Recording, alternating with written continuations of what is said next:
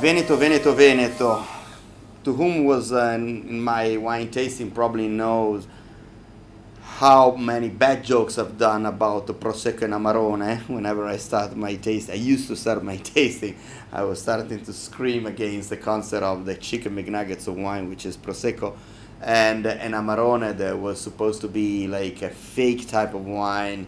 And so whenever I present my bottles here, like this Valpolicella or the Valdobbiadene ones from Renzo Berrevoli, for example, Cadizzago. Cadizzago for me is possibly one of the greatest sparkling wine of Italy, which is the Valdobbiadene, or our friend Gregoletto.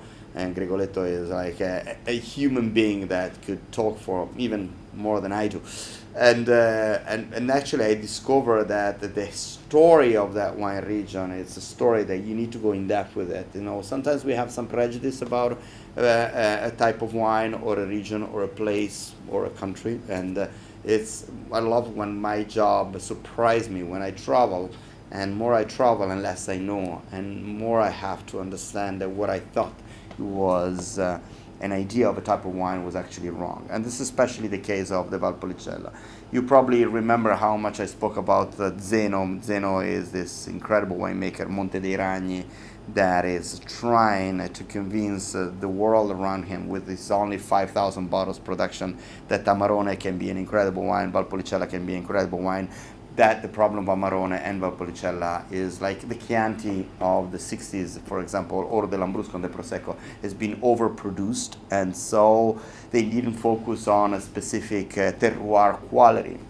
Also, every year there is a kind of a little scandal because sometimes they buy the grape from south of Italy, even if it's not allowed. So the wine there is a bit tricky. The main issues about the Amarone is mainly based on the fact that they dry the grape, and so you have this one that is always overripe, and so you don't perceive a lot of the grape variety. But if you go back to the 60s, and now probably in the last 5-6 years, things are changing.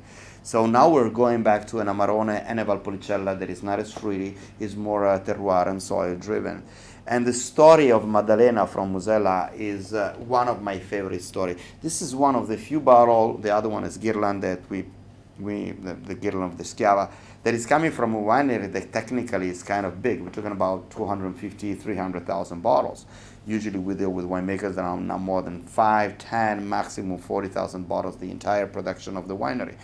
The reason why I supported Maddalena, because Maddalena did a twist. She started to work on wine, and at the beginning was about arguing with her father, because she turned, tipsy-turved the concept of the winery completely.